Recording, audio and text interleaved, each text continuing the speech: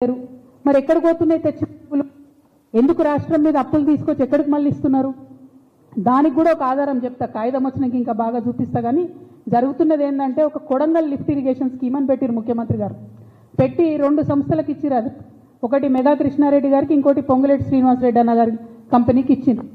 కేసీఆర్ గారు 10 సంవత్సరాల పరిపాలనలో ఏదన్నా ప్రాజెక్టు తలపెడితే అడ్వాన్స్ ఇయ్యలే. ఎప్పుడు పని చేయండి పైసలు తీసుకోండి అన్నారు, కానీ కాంట్రాక్టర్లకు ఎప్పుడు అడ్వాన్స్ ఇయ్యలే. రేవంత్ రెడ్డి గారు చేంజ్ చేసిరు, ఇద్దరు సంస్థలకు కలిపి దాదాపు 1200 కోట్లు అడ్వాన్స్ ఇచ్చేసిరు. కానీ కొడంగల్ లిఫ్ట్ ఇరిగేషన్ స్కీమ్లో ఇప్పటి వరకు ఒక్క చెంచా కూడా మట్టి తీయలేదనేటటువంటిది వాస్తవం, ఎవరం కూడా కాదనలేనటువంటి వాస్తవం. అయినా కూడా 600 కోట్లు ఇచ్చేసిండు, ఒక్కొక్క సంస్థకి 1200 కోట్లు మొత్తం కాంట్రాక్టర్లకు వెళ్ళిపోయినాయి. అంటే దీనివల్ల మనకేమర్థమవుతున్నది? ఈయన అప్పు బయటకు వెళ్ళి తీసుకొస్తారు, ఆ తీసుకొచ్చిన అప్పు కాంట్రాక్టర్లకు పోతుంది, కాంట్రాక్టర్ల దగ్గరికి వెళ్ళి వీళ్ళకి వచ్చే కమిషన్లు వీళ్ళకి వస్తాయి. కానీ రాష్ట్రానికి మాత్రం చెడ్డ పేరు వస్తున్నది, ప్రజలకు మాత్రం పెన్షన్ వస్తలేదు, విద్యార్థులకు మాత్రం ఫీ రియంబర్స్మెంట్ వస్తలేదు. అందుకే ఇవాళ తెలంగాణ జాగృతి తరఫున ఇవన్నీ రేవంత్ రెడ్డి గారి అవినీతి నిరూపితం అవుతున్నది. కాబట్టి ఇవాళ రేవంత్ రెడ్డి గారికి మేము ఒక బిరుదు ఇద్దాం అనుకుంటున్నాం తెలంగాణ జాగృతి తరఫున. అంతకుముందు కాంగ్రెస్ పార్టీలో ఒక ఆయన ఉంటుండే, పెద్ద నాయకుడు, ఆయనకు రాజా ఆఫ్ కరప్షన్ అని పేరుండే. ఈయననేమో రేవంత్ రెడ్డి గారు ఆ రాజా అని చెప్పారు, రాజులకే రాజు, బాద్షాంకే బాద్షా బన్ గయనో. ఏమి ఇవాళ బిరుదు? మరి రాజులకు రాజు అంటే చక్రవర్తి అంటారు. అందుకనే తెలంగాణ జాగృతి తరఫున ఇవాళ రేవంత్ రెడ్డి గారికి అవినీతి చక్రవర్తి అనేటటువంటి బిరుదుని ఇస్తున్నాం. ఈ అవినీతి చక్రవర్తి గారి అవినీతి భాగవతం అంతా మీకు తెలుసు. నేను సమాచారం లేకుండా మాట్లాడను, మీకు తెలుసు నేను ఆధారం లేకుండా మాట్లాడను.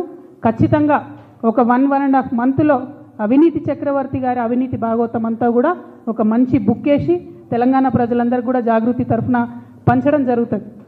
ఇలా బాధ ఎందుకు అవుతుందంటే, తెచ్చినటువంటి అప్పుతోని రాష్ట్రం బద్నామవుతుంది, కానీ అన్ని వ్యవస్థలు కుప్పగూలుతున్నాయి. విద్య, వైద్యం లాంటి మౌలికమైనటువంటి వ్యవస్థలు. ముఖ్యమంత్రి గారు సొంత జిల్లా పాలమూరు యూనివర్సిటీలో నిన్న పైసలు ఇస్తే కానీ ఫుడ్ పెట్టమని చెప్పి ఆడికెళ్ళి మెస్లకి వెళ్ళగొడితే విద్యార్థులు పోయి గేటు కాడ ధర్నా చేసిరు. నిన్న కాకతీయ యూనివర్సిటీలో విద్యార్థులు ధర్నా, ఎందుకంటే ఇంటిగ్రేటెడ్ స్కూల్ కోసం మధ్యలో జాగా తీసుకుంటామని. ఇక స్కూల్ పిల్లల పరిస్థితి మీకు తెలుసు. ప్రైవేట్ బడ్జెట్ స్కూళ్లకు 150 కోట్లు ఇచ్చేది ఉంది, ఇయ్యలేదని పేద పిల్లల్ని వాళ్ళు బయటకు వెళ్ళగొట్టేటటువంటి పరిస్థితి ఉన్నది.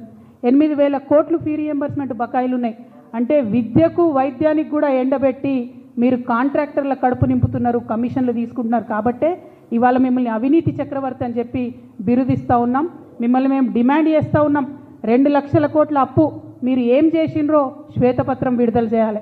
ఎట్ ఎనీ కాస్ట్ మీరు దేనికి ఎంత స్పెండ్ చేసిండ్రో రాష్ట్ర ప్రజలకు క్లియర్గా చెప్పాలి.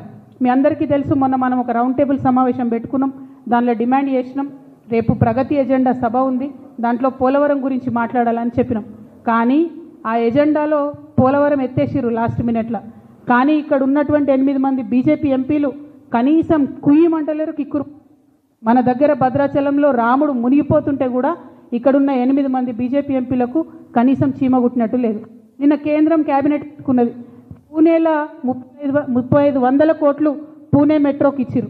కానీ తెలంగాణ మెట్రో రూపాయి రాకున్నా ఇక్కడున్న 8 మంది బీజేపీ ఎంపీలకు కనీసం పౌరుషం కూడా లేదు, అడిగేటటువంటి ఆస్కారం కూడా వాళ్ళు కనబడతలేదు. చాలా దారుణం ఇది. దీని మీద తప్పకుండా ఆలోచన చేయాలి. ఇంకొక విషయం మరి చెప్పి నేను ముగిస్తా.